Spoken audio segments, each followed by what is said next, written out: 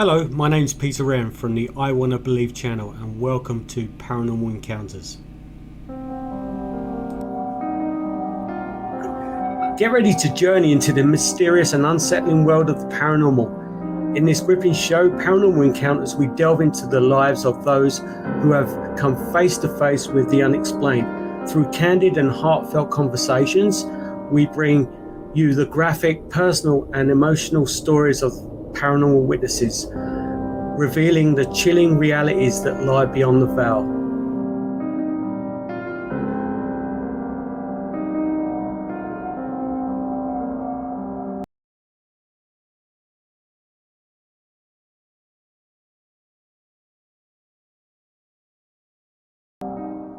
Hi, my name is Tracy. I live in British Columbia, Canada, and this is my story. I was born in Ontario. We moved into the house when I was 2 years old. My folks bought it. It was a really great house, beautiful house on war ground. And yeah, we all moved in. I'm the youngest of four siblings. And it was not long after that when things started to happen in the home that alarmed everybody, actually. I'm the youngest of four.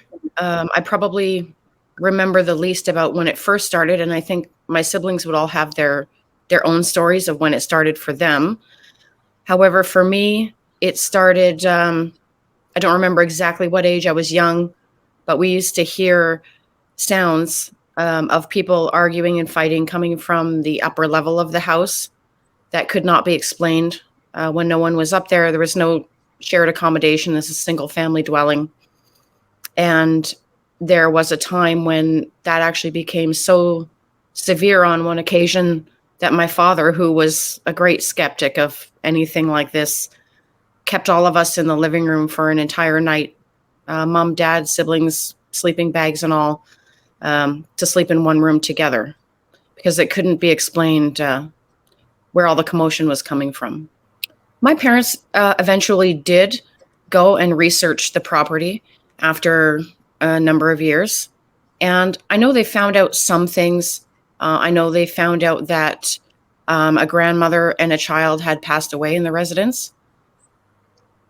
Other than that, I don't know if they found out anything that was significant. We did find a lot of really old things on the property outside when my father dug up the lawn for the pool in the backyard.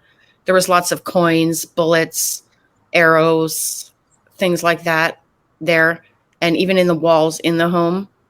I guess at some point, they stuffed walls with anything they could, newspapers. There was old newspapers in there. It was quite fascinating to find those old things on the property. Yeah, when I was 7, I was a little bit ill with some kind of a flu. Um, like just a regular cold or flu that kids get.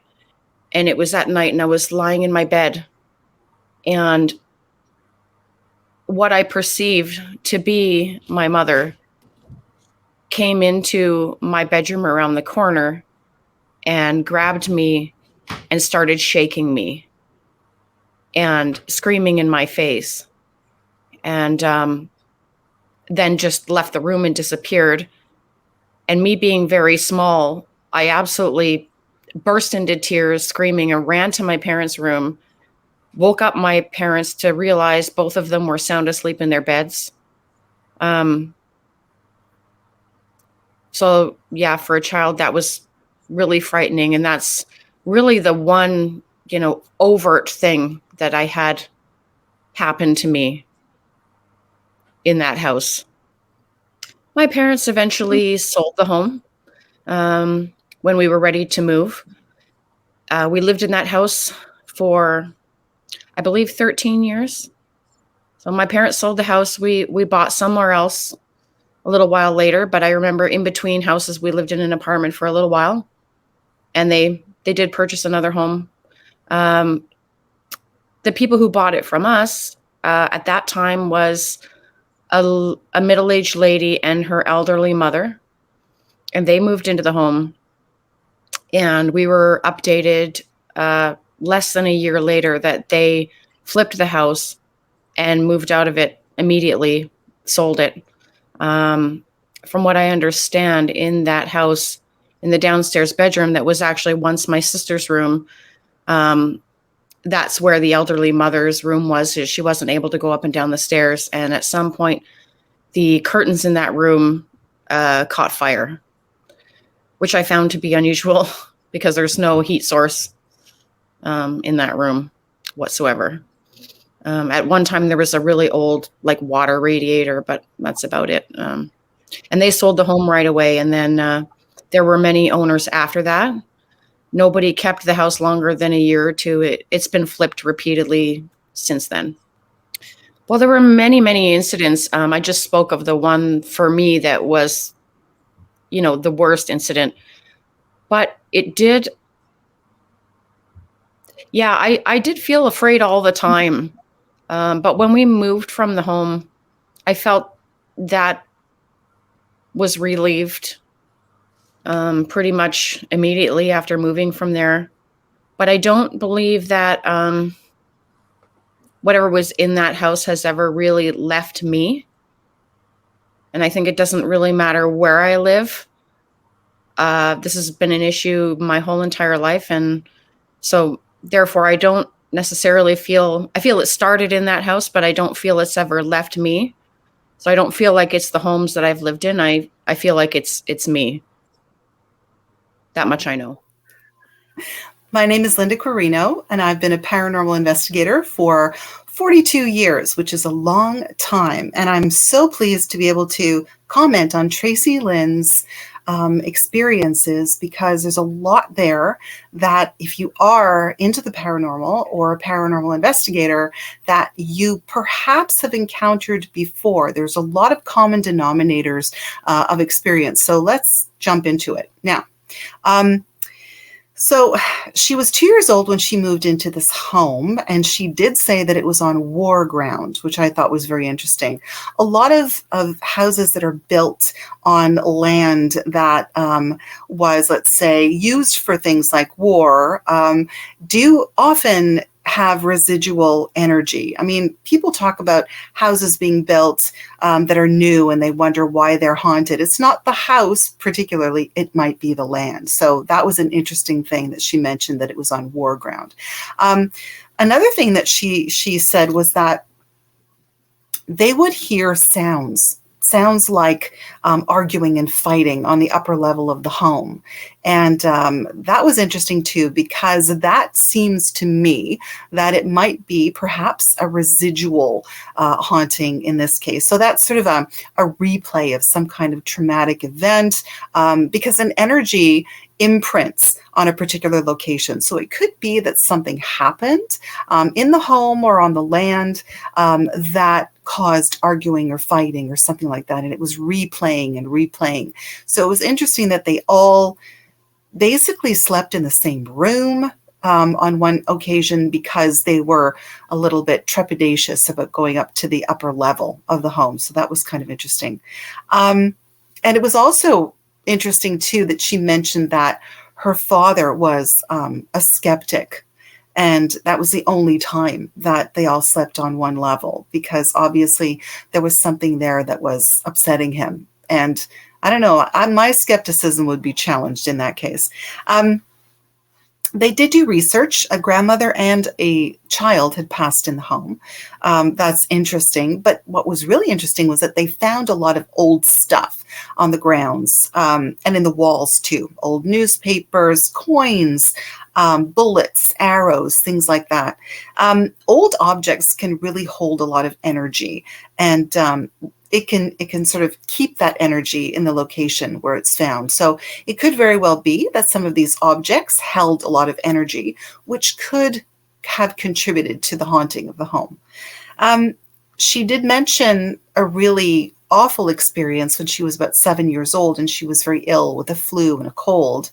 At night, something that she said she thought was her mom came into the room and was shaking her and screaming in her face.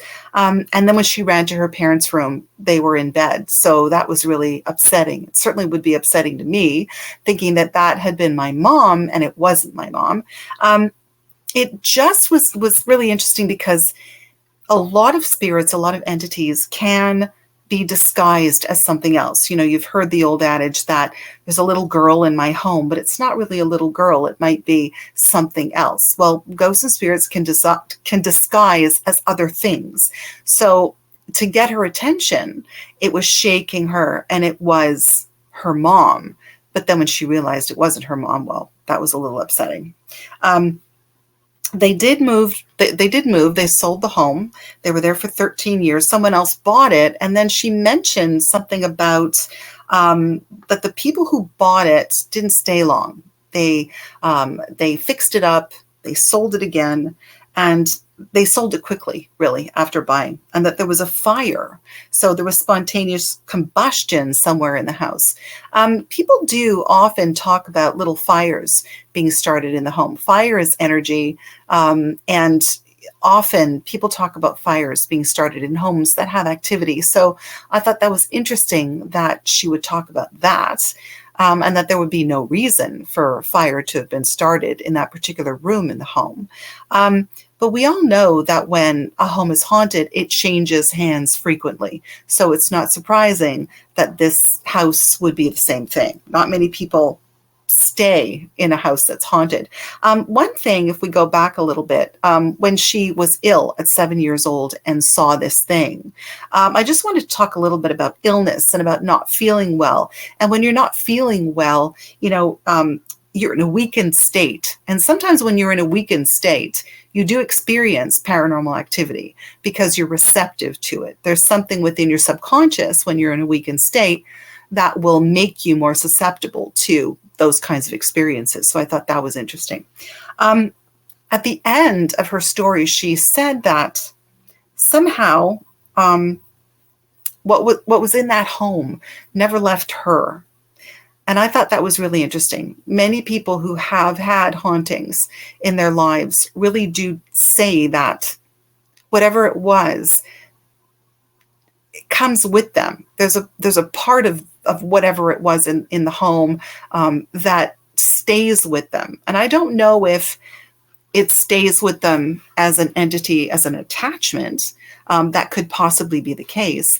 But when you have a traumatic experience, when you have experiences of that ilk, sometimes you do feel as if that part of you will never go away. It's with you forever. So I thought that was very interesting.